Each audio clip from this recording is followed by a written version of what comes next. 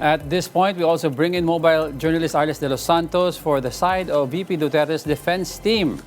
Arles, ano ang reaction ng defense sa prosecution na nag-skip na ng 2 witnesses for Article 4? Diego, nagulat ang kampo ng depensa sa naging hakbang ng prosekusyon na hindi na nga ipresenta bilang witness ang Chief of Staff ng Office of the Vice President na si Atty. Zulaika Lopez maging ang opisyal mula sa House of Representatives na si Captain Belinda Bello. Iginagalang nila yan at maging ang desisyon ng prosekusyon dahil noted naman daw at nakarinig natin na may punto din si Atty. Lorna Capuna na nagsabi dito na baka daw maging redundant o repetitive yung magiging testimonya nito. Kabukod dyan, syempre, sabi nila, tila wala raw magagawa. So that's okay with them. And nakadepende na raw sa Senate Impeachment Court kung ano yung magiging desisyon nito doon sa sinabi ng prosekusyon na for them, napatayo na nila yung kanilang alegasyon na nagsagawa or nagkaroon ng grave threats si Vice President Sara Duterte kay Pangulong Bongbong Marcos at sa pamilya nito.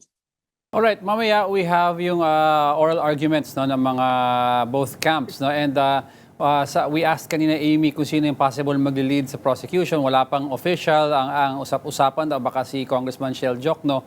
Sa defense ba, sino ang magli-lead sa arguments? Sinubukan din natin yan, Diego, kunin kagabi pa lamang mula kay Atty. Michael Powang, spokesperson ng defense team ni Vice President Sara Duterte, pero hindi rin nila binigay yung pangalan ng abogado na kakatawan sa bise mamaya. Ayon sa kanila, ayaw daw nilang matelegraph yung kanilang gagawing hakbang.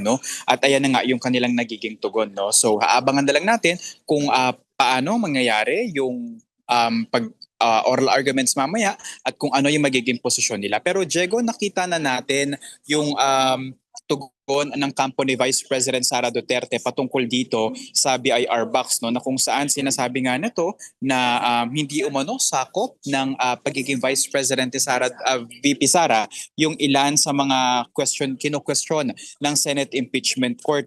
Nandiyan nakita natin magiging paglabag din daw sa karapatan ng bise kung bubuksan yung mga tax records niya.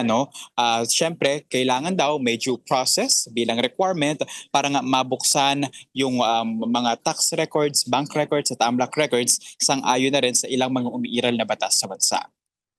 Alright, ano pa ang magiging expectation today with regards to how long the impeachment trial will be? Kasi oral arguments today, walang mga witnesses ipe-present, diba? So will we expect na aabot to ng gabi, mga 7 or 8 like before? Kasi meron pa silang All Senators Caucus after Ang alam ko, Diego, sa tansya nasa 5 p.m. or 6 p.m. ang pinaka-latest na mangyayaring oral arguments ngayon. Pero syempre, lahat yan ay dependent pa din sa magiging palitan ng ating senator judges. Maging yung magiging pagbasa ng posisyon ng depensa at ng prosekusyon kung dapat nga bang buksan. Kasi hindi lang isang record, Diego, yung hinihingi dito na buksan. Yung AMLAC records, yung mga labas-pasok na pera sa mga bangko ni VP Sara, maging ng asawa nito na si Atty. Manasseh Scarpio. Then yung pangalawa naman ay yung BIR records nito, at syempre yung bank records nito. So kailangan pa na makuha ang kanilang mga tugon dyan at ano-ano nga yung mga basehan ng bawat kampo. Well, Arles, may tugon na ba si Senate President Win Gatchalian saka si Presiding Officer Senator Chis Escudero about yung magiging, kasi they were debating yesterday whether tomorrow kailangan magkaroon na ng desisyon ang impeachment court kung papayagan ba yung request na yan, yung sa bank records, or may possibility na Monday pa ang desisyon?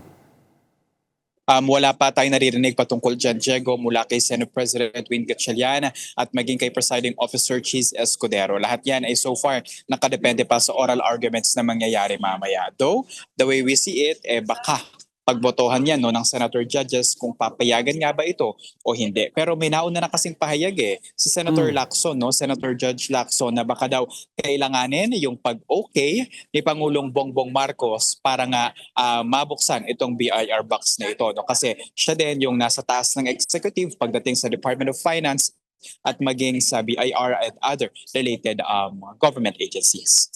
Okay, thank you for that report, mobile journalist Arles de los Santos.